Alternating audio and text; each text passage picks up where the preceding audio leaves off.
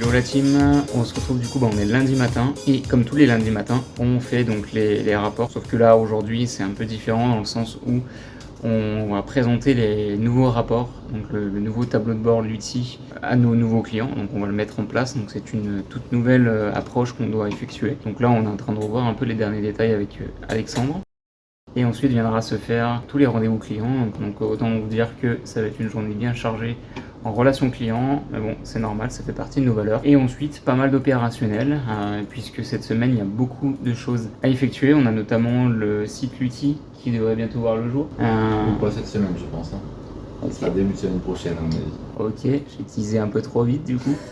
Ensuite petite chose mais pas des moindres, la déco. Comme vous pouvez le voir juste derrière, on a des petites nouvelles là qui viennent d'arriver ici. On a quelques éclairages qui sont en train de se mettre petit à petit. Et on devrait avoir aussi cette semaine le meuble. J'interviens pour le meuble. On ne sait pas encore quand est-ce qu'on l'aura parce qu'ils n'ont pas les pièces qui sont cassées en stock. Pour l'instant, ils nous ont pas renvoyé de meuble tout simplement. Et on attend leur retour. Du coup, comme tous les lundis matins, notre première tâche c'est effectivement d'effectuer les rapports de clients. Donc on prend la semaine dernière du coup et on fait une synthèse des résultats et des choses à effectuer à nos clients et on leur envoie par email. Alors là, la petite particularité du coup, c'est que ce lundi, donc là dans un quart d'heure, on a rendez-vous donc avec un nouveau client dans lequel on va présenter donc les nouveaux rapports l'outil qui est juste ici du coup que vous avez vu dans des vlogs précédents qui étaient on va dire en fabrication. Il n'est pas encore totalement terminé, mais l'idée voilà, c'est de commencer progressivement pour le présenter au client et puis surtout pour s'en servir après en interne. Le template référence client est prêt, il est plutôt pas mal. Hop.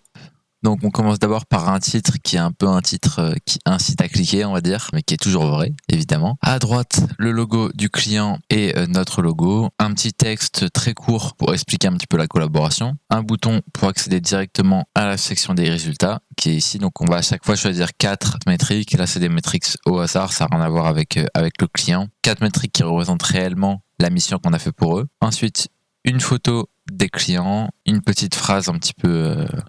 soit drôle, soit intéressante, en tout cas qui est agréable à lire. Les chiffres clés dont on a parlé juste avant. Ensuite ici ça va être la problématique ou ce pourquoi on a été missionné en tout cas. Une deuxième image et la suite de la collaboration qui sera indiquée ici. Et après petit CTA, vous les rayonnez comme, et là je crois il y aura le nom de la marque en question et prendre rendez-vous. Donc c'est une page qui est assez courte mais qui je pense peut vraiment avoir son importance parce que on a des phrases qui sont simples à lire, des chiffres clés qui sont bien mis en avant et du coup ça pourra se consommer facilement. Donc ça veut dire que quelqu'un peut venir et peut voir 3-4 références clients facilement. Et autre chose que j'ai pas précisé, c'est quand on a des vidéos.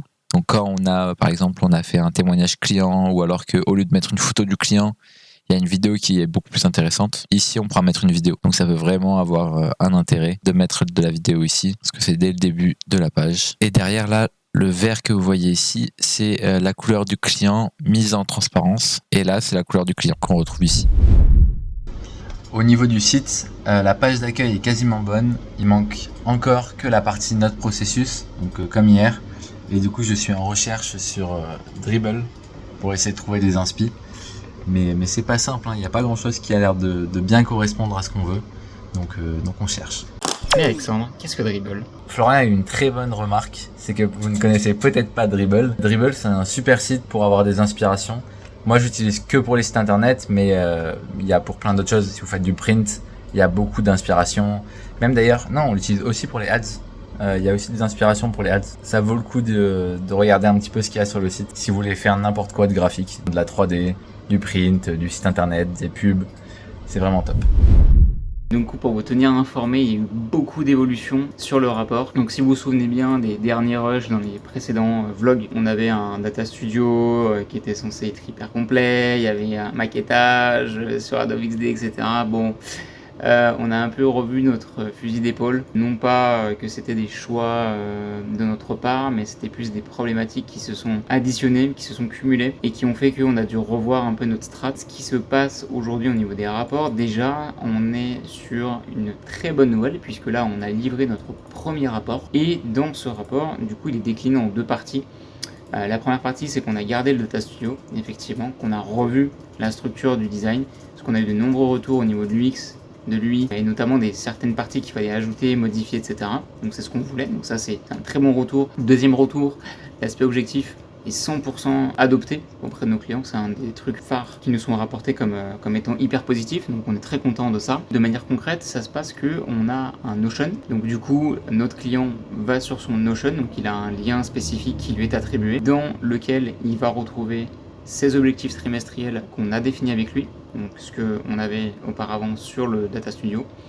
Il a les étapes suivantes qui sont censées être effectuées donc de manière hebdomadaire pour l'atteinte de ses objectifs. Il a également les actions importantes qui doivent être attribuées pour lui ou pour nous, mais en gros c'est des grosses actions qu'il faut faire pour avancer. Et enfin, il a donc en dessous le Data Studio qui est intégré en fait dans la page Notion et qui recense donc les datas de YouTube, de Google et de Analytics, dans lequel il peut changer les dates et changer ses comptes. Donc par exemple, si le client a plusieurs comptes, il peut le sélectionner. Donc ça c'est très très cool. Donc voilà, pour vous tenir informé, on vous montrera de toute façon à quoi ça ressemble concrètement. En tout cas, c'est un projet qui s'achève du coup mi-juin, qui était censé s'achever, si je dis pas de bêtises, début mi-mai. Comme tout projet, ça prend plus de temps parce qu'effectivement, on s'est servi des feedbacks, on a fait nos tests en interne. Voilà, comme tout projet, ça prend plus de temps, plus d'énergie, mais l'essentiel c'est que le résultat est satisfaisant pour nos clients, pour nous, et amène une vraie valeur ajoutée. Un mot à dire, monsieur Alexandre? Que le Data Studio est vraiment très stylé, et le fait d'avoir pu mélanger ça avec Notion, ça nous permet vraiment d'avoir plein d'informations en plus, donc c'est que du bonus. Donc là ce matin, Florian vous a parlé du rapport, moi j'ai bien avancé aussi encore sur le site, et ce midi on va retrouver une cliente, et on va déjeuner avec elle, donc à l'Indien, ça va être très bien. On a hâte de voir le client et de manger.